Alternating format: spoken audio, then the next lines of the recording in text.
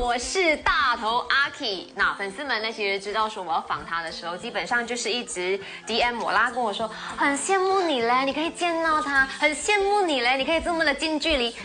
这个确实是蛮近的啦，1把尺的距离这样。Hello， 我是麦饭人气王刘俊。耶！高兴见大家 ，Hello， 欢迎回来。那这次刘俊是带着自己的全新的单曲，叫做呢这个浮云商店。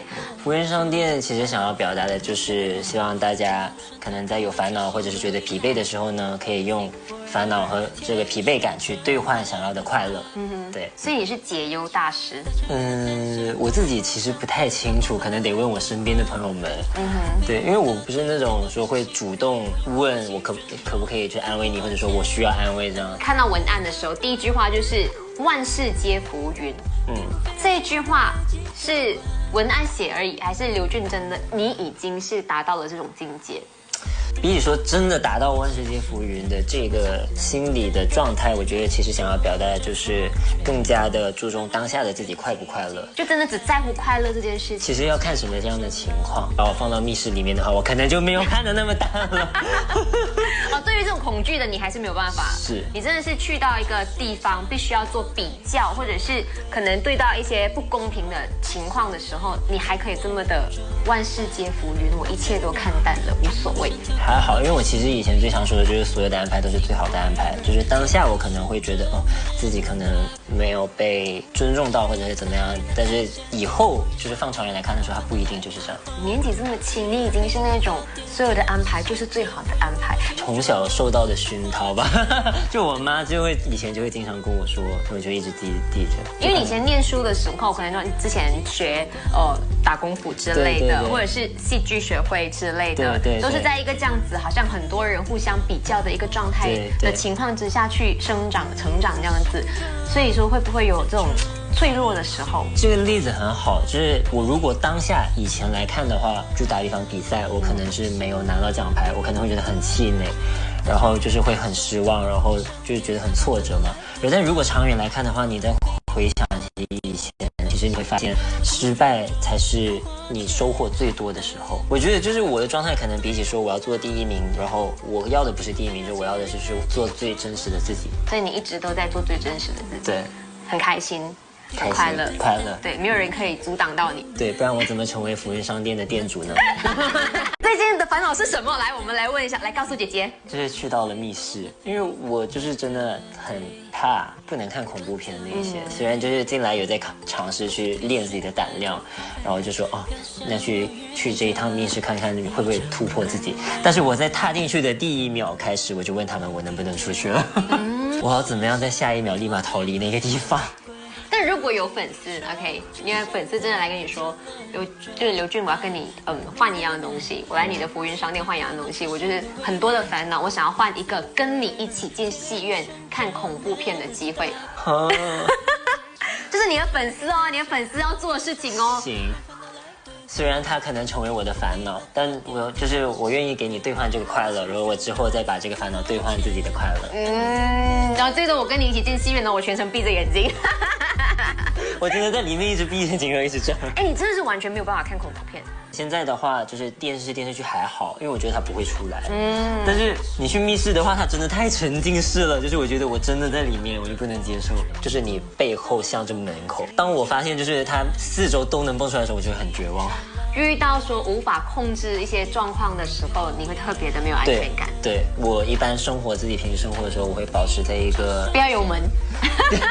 不是，不要有窗，就是会有一个正常的规律，然后我就不会去打破它。但如果一旦被打破的话，我就会很焦虑。做这一行的，我们就是经常会遇到很多你的就是计划以外的事情，需要前一天知道我第二天的那个内容行程是什么。但如果第二天一旦就是突然被打破什么东西，我就不安。这个其实我以前自己可能也不知道，就是自己慢慢长大了才发现，我自己害怕的其实可能就是一个失控的感觉。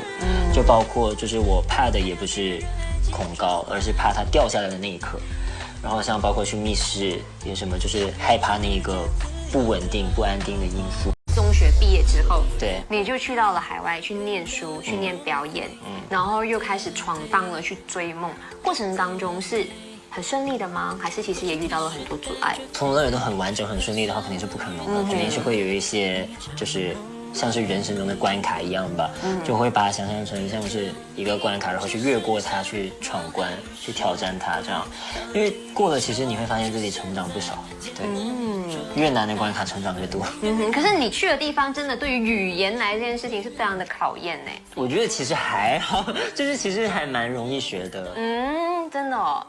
有的时候可能会有就是没听懂的字还是怎么样，但是你就是交流多了，其实很快就能学会。那时候我有在自己的 IG 就问说，你们有什么问题特别想要问刘俊的？就真的有粉丝问，可不可以请刘俊分享一下？可能说自己去到中国的时候，有没有因为跟他们的用词上面的不一样而闹出了一些笑话？我现在脑海里面蹦出来的第一个是就是数字的手势。我们马来西亚的话，我自己就是什么5、6、7是这样，8、9，对吧？你也是这样。然后但是在中国的话是7是这样，8是这样，9是这样。这样。对对对，所以我当时就看到这个时候，我下意识就觉得7，然后但是其实他们在说是8，我就有点错乱那一瞬间。国外去追梦。有没有遇过真的是觉得很孤独的时刻？其实有，最明显就是最强烈的时候是第一次出国，然后在海外自己度过的第一个晚上，有一点像是就是分别的感觉吧，像身边就是一直有一群家人、一群朋友一直陪着我，但那一天的时候就真的就是能够明显的感觉到只剩下自己了。就是接下来的路真的就是靠自己了。我觉得也是成长的最快的一段时间吧。那时候也是经常对着镜子自我鼓励吧，有点惊悚，我感觉有点惊悚，对着镜子自我鼓励。就是我会在晚上就是思考很多，想很多各种未来的不一样的可能性，就是做的每一个选择可能会成为什么样的一个结果，然后我会成为什么样子的那种。你自己现在也发了你的单曲，然后你也是一个编舞的老师，那你之前也念书的时候也是有修过说，表演这一块，戏剧表演、演戏这样子，有没有真的想要去当个演员？其实有，就是表演的机会的话，我肯定非常愿意去尝试，然后一起去合作，然后，但是目前为止，就是比起说演员这一块的话，我其实更想往导演这一块去导戏，对，偏意识流一点的作品，然后更多就是用肢体去进行表演的一些作品吧。然后如果真的有投资方说好，刘俊，我要你去导戏，导一个恐怖片，什么东西都要另为恐怖片就对了。看钱给的多吗？演员的话，其实有非常明确的，就是想演的那种类型，比如说大反派，就比人家想不到的那一种善良的样子，然后实际到最后我是那个幕后黑手。你想演大 boss， 你想做暗黑的那一趴，会觉得很刺激啊！你们觉得？那今年2023年，你自己有什么东西是特别想要挑战突破的？我觉得首先就是之前一直在做的幕后的工作，还有现在台前的工作，我也会一直就是努力坚持下去，然后继续加油。导戏这一块，它不管是电影，然后或者是电视剧，或者是一些短片，然后或者是一些沉浸式的展览，就我都想尝试，然后一步一步去学习。对。有在准备自己的EP。乐器的部分呢，之前也是听到说你有想要学。乐器的这个部分呢，就是老师你太忙了，是不是？就是每一年我都在说我很想学，很想学，然后但是就是一直都没有机会去实践。真的是要推荐给海外的你的粉丝的话，你会推荐他们马来西亚的什么景点或者是什么食物？我个人其实很想去，就是巴塞马拉。然后美食的话，我自己推荐的肯定就是巴古德。如果你去到巴塞马拉的话，有没有什么东西特别一定要吃、一定要买的？豆芽冰。豆浆 ，OK。对，因为它有那个，我以前在芙蓉那边，我的那个对面的巴塞马拉有卖一个很好吃的薄饼。还在吗？现在好像是没有了。对，就是我妈有说，好像那个巴塞马拉就已经搬了，这样子。OK， 然后芙蓉你没有推荐烧蟹这件事情？因为我个人没有怎么吃螃蟹。我比较喜欢吃鱼。OK。还有喇喇。OK， 还是可以去芙蓉吃一下鱼跟喇喇烧鱼吗？烧蟹当然也可以。第一件事情要吃的是就肉骨茶。对，一定要吃肥肉，然后吃饭。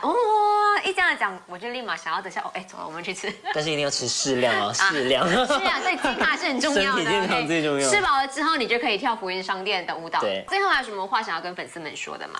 首先要感谢大家对我到现在的支持还有鼓励，然后接下来不管是台前幕后，我都一定会努力的坚持下去，然后一定会继续加油去做自己热爱的东西。大家可以一起见证未来更多不一样的我吧。然后大家一定要开开心心的，身体健康最重要。